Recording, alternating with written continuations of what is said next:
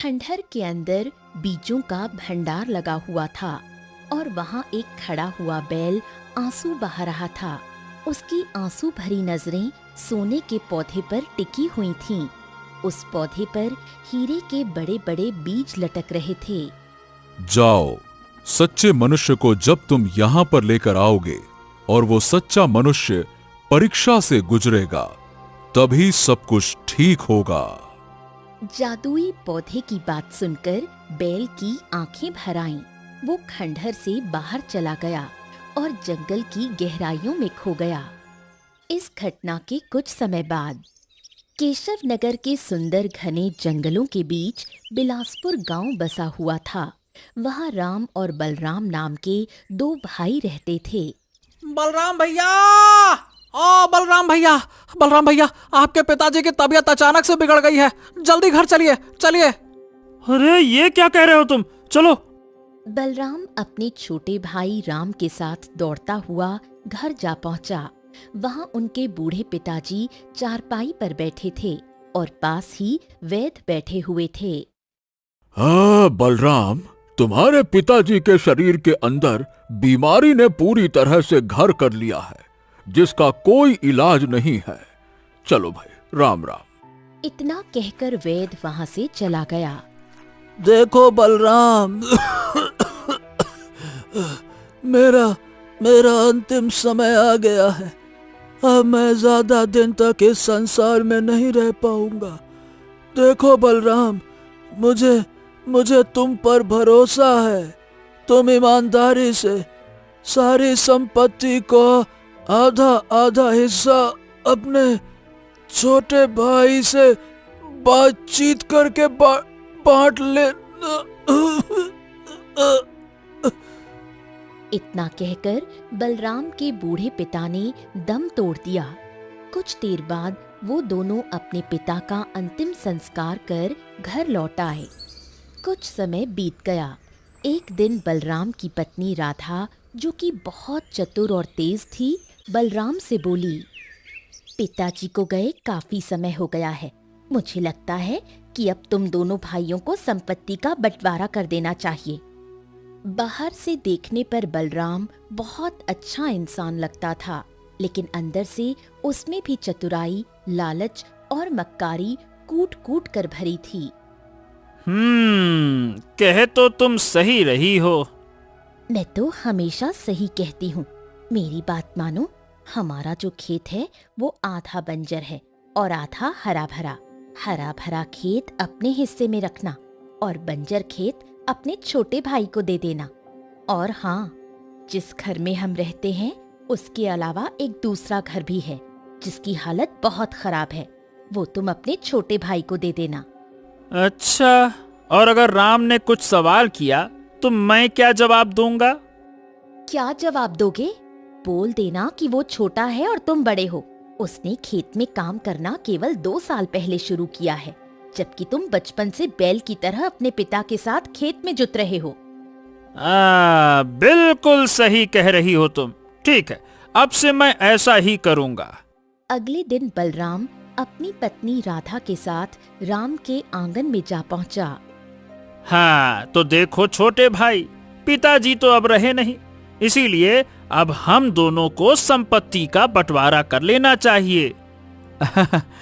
लेकिन भैया, मैं तो आपके साथ ही रहना चाहता हूँ। अरे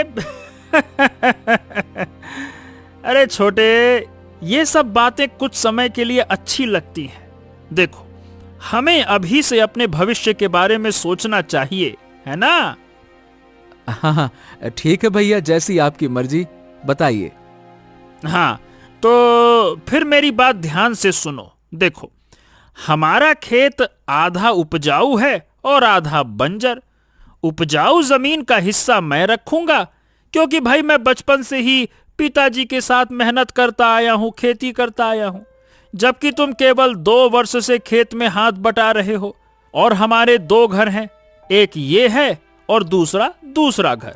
उसमें तुम अपनी पत्नी के साथ रहोगे, क्योंकि इस घर पर मैंने काफी खर्चा किया है, इसीलिए मैं यहाँ रहूंगा। ठीक है? ये सुनकर राम चौंक गया। तभी उसकी पत्नी गौरी गुस्से से बोली, ये तो सरासर अन्याय है। आप बेकार के हिस्से अपने छोटे भाई को दे रहे हैं और अच्छे हिस्से अपने पास रख रहे हैं। देखिए भैया, मेरी पत्नी गौरी सही कह रही है। खेत का आधा बंजर हिस्सा अगर आप मुझे दे देंगे तो मैं खेती किस पर करूंगा? अब देखो, वो सब मुझे नहीं पता भैया, लेकिन बंटवारा तो वैसे ही होगा। जिस दूसरे घर की आप बात कर रहे हैं वो घर नहीं बल्कि एक झोपड़ी है। तो मैं क्या कर सकता हूँ? तुम दोनों के हिस्से में वही आ रहा है तो वही न दूंगा। ये क्या बात कर रहे हैं भैया? आप गलत बंटवारा कर रहे हैं। मैं इस बंटवारे को नहीं मानता। बंटवारा होना चाहिए तो पूरा न्याय से होना चाहिए।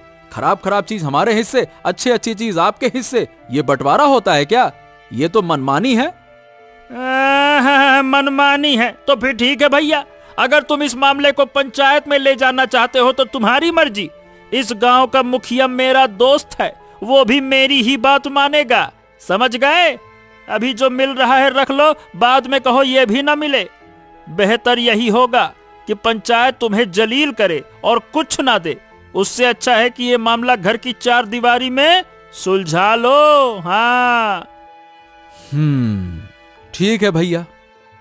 हाँ तो फिर ठीक है भाई, हो गया फैसला। तुम अभी और इसी वक्त ये घर छोड़कर चले जाओ। चलो भाई। राम आंखों में आंसू लिए अपना सामान उठाकर दूसरे घर में चला गया। गौरी ने बिल्कुल सही कहा था, वो घर नहीं बल्कि केवल एक झोपड़ी थी। तुम्हारे बड़े भाई ने हमारे साथ इतना बड़ा धोखा किया। वो पूरी तरह से बेईमानी पर उतर आए और तुमने कोई आवाज भी नहीं उठाई। मैं चाहता तो पंचायत में मामला ले जा सकता था, परंतु बदनामी तो हमारे घर की होती ना गौरी। ये सब तो ठीक है, लेकिन अब आप क्या करेंगे? क्या कभी बंजर जमीन पर अनाज उगता है? मुझे भगवान पर पूरा भरोसा है। भगवान ने मुझे 2 परिश्रमी हाथ दिए हैं। देखना तू गौरी, मैं बंजर जमीन का सीना चीर कर उसमें बीज बो दूंगा, और अगर भगवान की कृपा रही तो उसी में अनाज उगाकर गांव वालों को दिखाऊंगा। तू देखना। अगले दिन राम अपने बंजर खेत पर पहुंचा और हल चलाने लगा। तभी गांव का एक व्यक्ति वहां आया और राम से बोला, अरे राम भैया, ये क्या? अरे भैया, ये तो जमीन बंजर है। इसमें मेहनत करके अपना समय क्यों बर्बाद कर रहे हो भाई? राम कुछ नहीं बोला और जमीन पर हल चलाता रहा। वो व्यक्ति वहां से चला गया, लेकिन राम ने अपनी मेहनत करना जारी रखा। राम कई दिनों तक अपने खेत में मेहनत करता रहा, लेकिन कुछ भी उगता नजर नहीं आया। थक हार कर एक दिन वो घर पर उदास बैठा था। तभी उसकी पत्नी गौरी आई। मैंने आपसे पहले ही कहा था, बंजर जमीन पर हल चलाने से कोई फायदा नहीं। ये सुनकर राम रोने लगा। गौरी, काश मेरे पास एक बैल होता तो मैं इसी बंजर जमीन पर अनाज उगाकर दिखा देता, लेकिन मैं करूं तो क्या करूं? अरे मेरा बदन टूट रहा है मेहनत कर करके। यह बंजर जमीन है, मेरा शरीर दोपहर के बाद साथ छोड़ देता है। अब नहीं होता मुझसे, नहीं होता। मुझे तुम्हारी मेहनत पर पूरा भरोसा है, लेकिन तुम्हें ये भी सोचना चाहिए कि घर पर भी अनाज खत्म होने को है। तुम्हें कोई और धंधा शुरू करना चाहिए जिसमें इतनी आमदनी हो जाए कि हम दोनों को 2 वक्त की रोटी पेट भर कर मिल सके। लेकिन गौरी, दूसरा धंधा या व्यापार करने के लिए धन की आवश्यकता होती है, और मेरे पास तो कुछ भी नहीं है। निराश मत हो, तुम साहूकार के पास जाओ। हमारे गांव का साहूकार बहुत अच्छा है। वो लोगों को कर्ज देता है और ब्याज भी बहुत कम लेता है और ज्यादा सख्ती से वसूली भी नहीं करता। ये सुनकर राम की आंखों में चमक आ गई। हाँ, शायद तुम सही कह रही हो, मैं जाता हूं। अगले दिन राम साहूकार की हवेली पहुंचा और उसे सारी घटना बताते हुए बोला, राम राम साहूकार जी। साहूकार जी, बस इतना कर्ज दे दीजिए कि मैं कोई छोटा मोटा व्यापार शुरू कर सकूं, और जैसे ही मुनाफा होगा सबसे पहले मैं आपका कर्जा ब्याज सहित लौटा दूंगा। बस थोड़ा सा दे दीजिए। साहूकार ने उसे 10 मुद्राएं दे दी। भगवान का नाम लेकर कोई छोटा मोटा काम शुरू कर दो। हाँ, मैं कल हरियापुर गांव जाऊंगा गौरी। मैंने सुना है कि वहां खिलौने बड़े सस्ते दामों में मिलते हैं। अब क्या है, इन 10 मुद्राओं से कुछ खिलौने खरीदूंगा और दूसरे गांव में ले जाकर बेचूंगा। देखना, कुछ ना कुछ बढ़िया आमदनी हो ही जाएगी। अगले दिन राम हरियापुर गांव जा पहुंचा और बाजार में घूमने लगा। तभी उसकी नजर एक बैल पर पड़ी। एक व्यक्ति उसे बुरी तरह पीट रहा था। बैल की आंखों से आंसू लगातार बह रहे थे। अरे ओ भैया, ए भैया, ए भैया, ए भैया, काहे इतनी बेदर्दी से इस बैल को पीट रहे हो? क्या हो गया? अरे क्यों पीट रहा हूँ, तुझे पता भी है? मैंने इस बैल को जंगल से किसी आदमी से अच्छे दामों पर खरीदा था। सोचा था कि ये खेत में काम करेगा, लेकिन जब भी काम करने की बारी आती है तो बस ये अपनी जगह से हिलता तक नहीं, ऊपर से सारा चारा भी खा जाता है। अरे इसे खरीद कर तो मुझे सिर्फ नुकसान हुआ है, नुकसान। अरे तेरी तो, इसीलिए मैं इस पर अपना गुस्सा उतार रहा हूँ। ओहो, ए भैया, रुको रुको रुको रुको। अगर ऐसी बात है तो ये बैल हमको दे दो।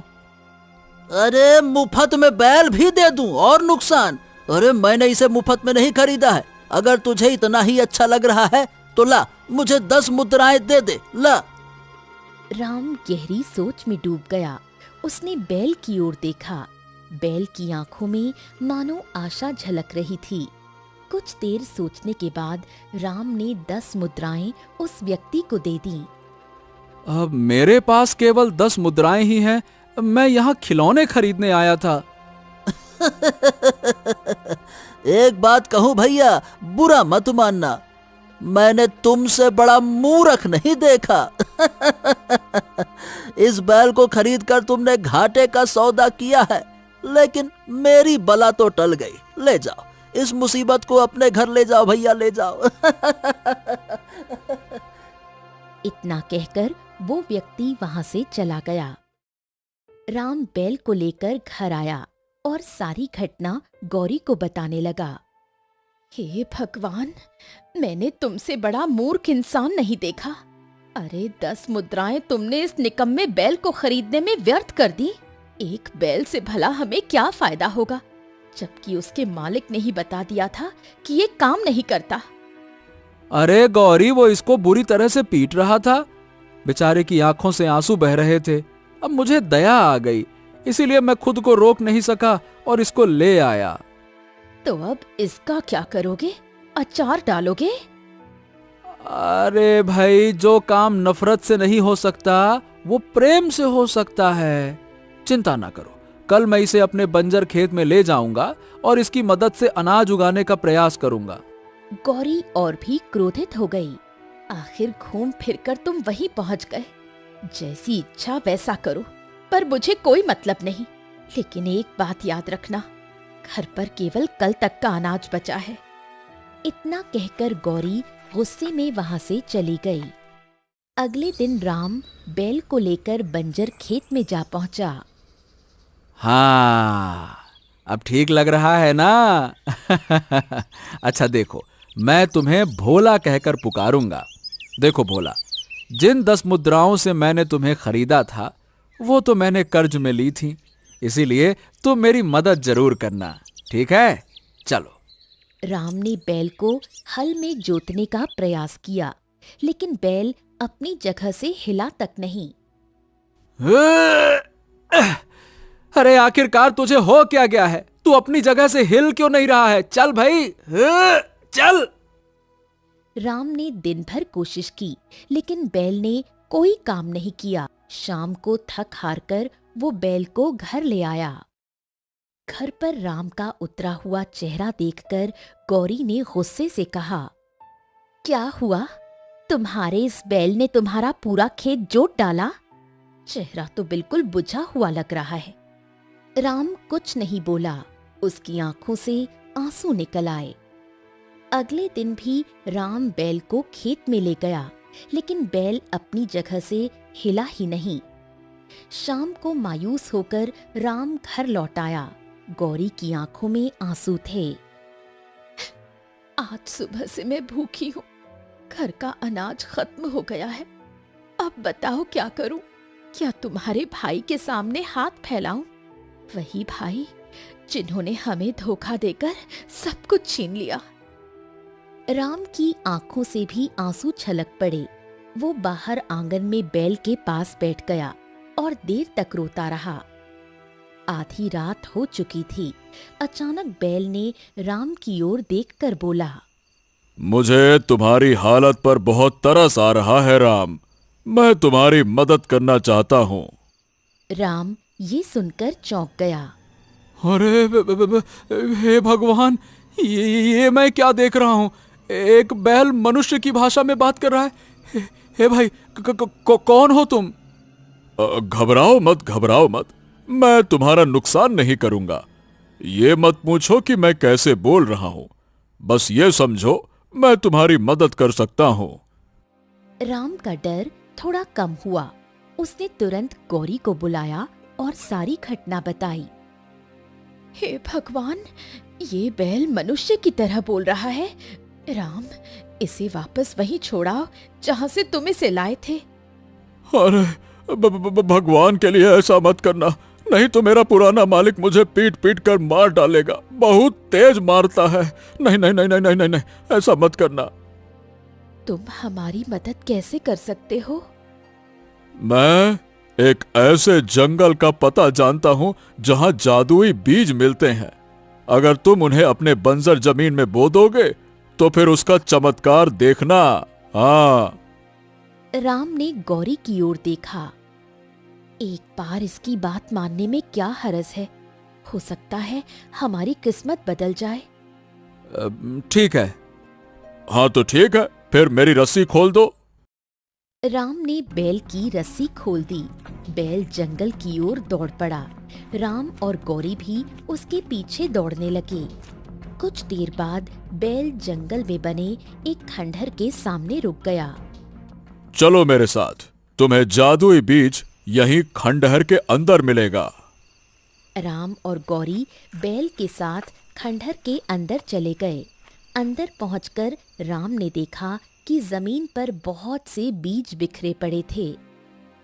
बाप रे बाप, जमीन पर तो अनाज पौधे हरियाली उगते देखा, लेकिन बीजों को खुद ब खुद उगते हुए पहली बार देख रहा हूं। गजब है गौरी। राम, देखो, ये बीज रंग बिरंगी किरणों से जगमगा भी रहे हैं। इनमें से कुछ बीज उठा लो और फिर उनका चमत्कार देखना। उठा लो। तभी गौरी की नजर एक बड़े पौधे पर पड़ी जो शुद्ध सोने का बना हुआ था और उस पर हीरों से बने बीज उग रहे थे। ये तो बड़ा ही विचित्र पौधा है। हाँ, इसका भी एक रहस्य है, लेकिन वो रहस्य अभी मैं तुम्हें नहीं बता सकता। सही समय आने पर सब बताऊंगा। राम ने कुछ बीज उठाए। फिर वो गौरी और बैल के साथ घर लौट आया। अब तुम आज रात ही इन बीजों को अपने बंजर जमीन पर बो दो। राम, गौरी और बैल खेत में पहुंचे। राम ने उन बीजों को अपनी जमीन में बो दिया। अब घर चलो, सुबह इसका चमत्कार देखना। राम, गौरी और बैल घर लौट आए। अगली सुबह राम और गौरी खेत पहुंचे। सामने का दृश्य देखकर दोनों की आंखें आश्चर्य से फैल गईं। पूरा खेत हरे भरे पौधों और लहलहाती फसल से भर चुका था। अरे गौरी, गौरी, हमारा बंजर खेत तो हरा भरा हो गया। राम, इसका मतलब बैल सही कह रहा था। मुझे माफ कर दो। जब तुम बैल को लेकर आए थे तो मैंने तुम्हें बहुत बुरा भला कहा। देखो गौरी, ये फसल तो पूरी तरह से पक चुकी है। चलो इसको काट लेते हैं और बेच देते हैं। राम और गौरी ने मिलकर मेहनत से फसल काटनी शुरू कर दी। इसी दौरान राम का बड़ा भाई बलराम वहां आ गया। सामने अचानक फसल लहलहाते देख वो चौंक पड़ा। ए राम, ये क्या है भाई? गजब! कल तक तो ये खेत बंजर था और आज इस पर लहलहाती फसल खड़ी है। कैसे भैया, कैसे हो गया रे छोटू ये? राम कुछ कहने ही वाला था कि गौरी ने तुरंत उसे रोक दिया। ये सब ईश्वर की कृपा है जेठ जी। राम ने फसल को अच्छे दामों पर बेचा और बहुत सारा धन गौरी के हाथों पर रख दिया। गौरी ये देखकर प्रसन्न हो गई। राम, पूरे गांव में हंगामा मच गया है। किसी को विश्वास ही नहीं हो रहा कि एक ही रात में खेत में फसल उगाई। हाँ, जब बड़े भैया पूछ रहे थे तो मैं सच बताने ही वाला था। अपने बड़े भाई को इस जादुई बैल के बारे में मत बताना, नहीं तो वो भी इसे छीनने का प्रयास करेंगे। शायद तुम सही कह रही हो गौरी। समय इसी तरह बीतने लगा। अब राम हर माह बैल के साथ जादुई जंगल जाता, वहाँ से जादुई बीज लाता और अपनी बंजर जमीन पर बो देता। अगले ही दिन उसके खेत में लहलहाती फसल खड़ी हो जाती। देखते ही देखते राम के दिन बदल गए और वो धनवान हो गया। यही बात उसके बड़े भाई बलराम को बिल्कुल पसंद नहीं आई। अरे, मेरी तो समझ में नहीं आ रहा कि आखिरकार ये हो क्या रहा है। बंजर जमीन पर राम कैसे एक ही रात में अनाज उगा सकता है? ये क्या चक्कर है भाई? मुझे लगता है तुम्हारे छोटे भाई के हाथ कोई जादुई शक्ति लग गई है। तुम्हें उस पर नजर रखनी चाहिए। अगर उसके पास सच में कोई चमत्कारिक वस्तु है तो वो हमारे पास होनी चाहिए। सही कह रही हो तुम। आज से मैं राम पर गहरी नजर रखूंगा। एक दिन अचानक गौरी की तबीयत बुरी तरह खराब हो गई। राम उसे लेकर एक वैद्य के पास गया।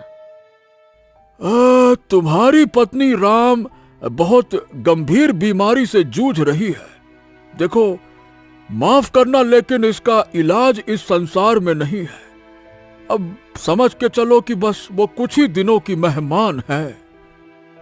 क्या? ऐसी बातें मत करिए वैद्य जी, ऐसा मत कहिए। शांत हो जाओ, शांत हो जाओ। मेरे हाथ में कुछ नहीं है। तुम अपनी पत्नी को घर ले जाओ, है ना? हाँ। राम टूटा हुआ मन लिए गौरी को वापस घर ले आया और बाहर बैठकर फूट फूट कर रोने लगा। तभी बैल वहां आ गया। क्यों रो रहे हो राम? राम ने सारी घटना बैल को बता दी। ओह, लगता है कि परीक्षा का समय आ गया है। कैसी परीक्षा? कुछ देर बाद पता चल जाएगा। अपनी पत्नी को साथ लेकर मेरे साथ जंगल चलो। हाँ, जंगल? लेकिन वहां तो जादुई बीज हैं।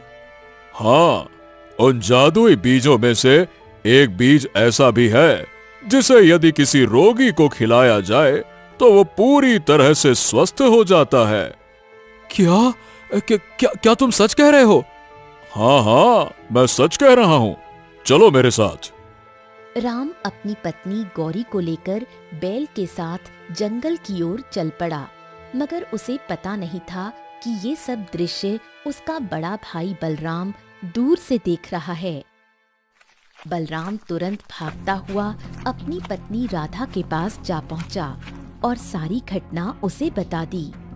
इसका मतलब अब तक जो कुछ भी चमत्कार हो रहा था वो सब जादुई बीजों की वजह से था। चलो, हम दोनों उनका पीछा करते हैं।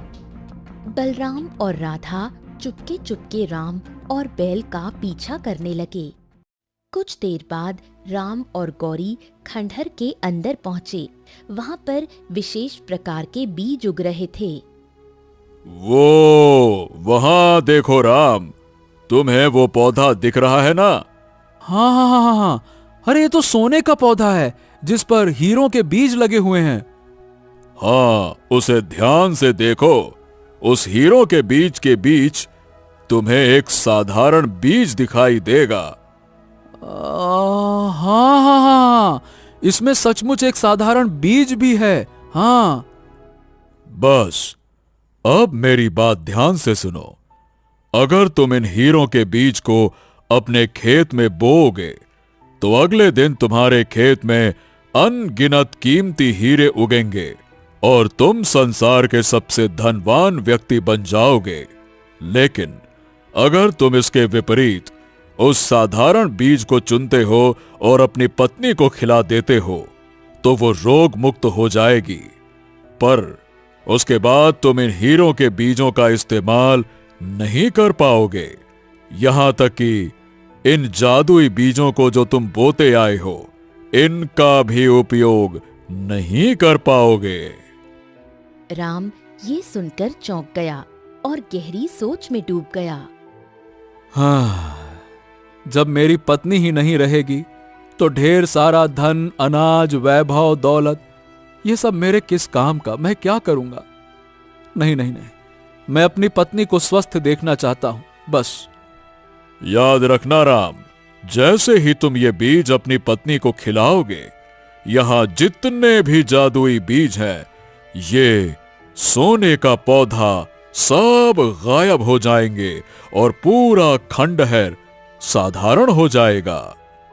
राम साधारण बीज की ओर बढ़ा ही था कि तभी बलराम और राधा हाथों में तलवार लिए वहां आ पहुंचे।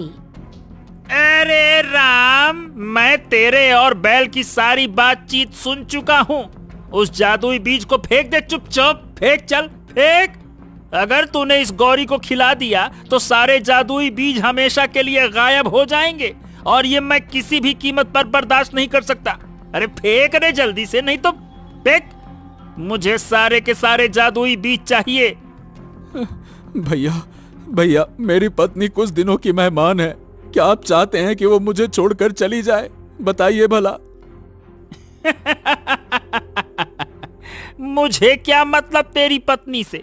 मुझे धन चाहिए, धन, इंसान नहीं। अगर तूने एक कदम भी आगे बढ़ाया ना, मैं तेरी गर्दन उड़ा दूंगा तलवार से। चल हट पीछे। भैया भैया, क्या आप धन के लिए मुझको भी मार देंगे क्या भैया? बताइए, मार देंगे क्या? हाँ, मैं तुझे भी मार दूंगा। इतना बोलकर बलराम राधा से बोला। रे चलो राधा, इससे पहले कि ये मूर्ख कोई मूर्खतापूर्ण काम करे, हम सोने के पौधे के सारे बीज उखाड़ लेते हैं। कल सुबह हमारे खेत में हीरे ही हीरे नजर आएंगे और हम इस संसार के सबसे धनी व्यक्ति बन जाएंगे। चलो चलो चलो। इतना कहकर बलराम और राधा सोने के पौधे की ओर बढ़ते हैं। जैसे ही दोनों पौधों को स्पर्श करते हैं, अचानक एक जबरदस्त धमाका होता है और उनके शरीर जलने लगते हैं। अरे ये क्या हो रहा है? मेरे भैया और भाभी जल रहे हैं, इन्हें कैसे बचाऊं? अरे इन्हें बचाओ, कोई तो बचाओ इन्हें। तभी वहां एक साथी प्रकट होते हैं। ये संभव नहीं है राम, इन जादुई पौधे ने इन दोनों का अंजाम यही चुना है।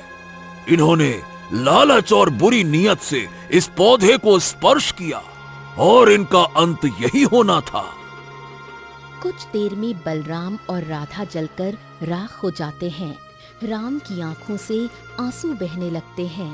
राम ने कांपते हुए बीज अपनी पत्नी को खिला दिया। बीज खाते ही गौरी उठ बैठी। मुझे अब बिल्कुल ठीक महसूस हो रहा है। अचानक एक और धमाका होता है और बैल एक सुंदर राजकुमार में बदल जाता है। राम हैरान रह जाता है। ये क्या? आखिर ये सब क्या हो रहा है? कुछ समय पहले मैंने तपस्या करके बड़ी मुश्किल से इन जादुई बीजों को इस जंगल में उगाया था। मेरा उद्देश्य था कि इन बीजों के जरिए मानवता की भलाई की जा सके, सूखाग्रस्त इलाकों की मदद हो सके। लेकिन इसी रहस्य का पता राज्य के राजकुमार आदित्य को चल गया। वो एक लालची और घमंडी राजकुमार था। मैंने उसे चेतावनी दी थी कि इन बीजों को लालच से मत छूना, लेकिन वो नहीं माना। उसने सीधे सोने के पौधों को हाथ लगा दिया जिस पर हीरे के बीज लटक रहे थे। और तुरंत वो एक बैल में परिवर्तित हो गया। उस दिन जादुई पौधे ने उसे श्राप दिया कि तुम बैल के रूप में रहोगे, लेकिन चाहकर भी बैल जैसा काम नहीं कर पाओगे। तुम्हारे मालिक तुम्हें बेचेंगे।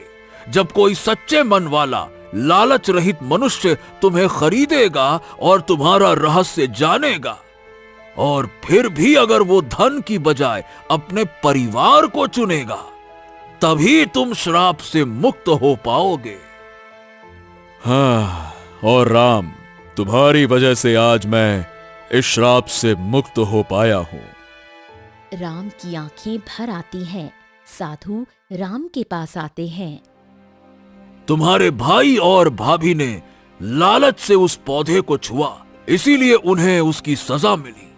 अब ये बीज तुम्हारे हैं राम, जितने चाहे उतने ले जाओ। साधु महाराज, मुझे इन जादुई बीजों की आवश्यकता नहीं है। मैं तो बस इतना चाहता हूं कि मेरी बंजर जमीन फिर से उपजाऊ हो जाए। मैं किसान हूं और अपनी मेहनत से फसल उगाना ही मेरे लिए सबसे बड़ा सुख है।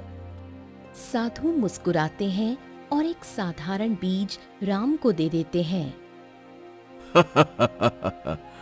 इसे अपने खेतों में बो देना, तुम्हारा खेत फिर से हरा भरा हो जाएगा। पर ध्यान रहे, इस स्थान का रहस्य किसी को मत बताना।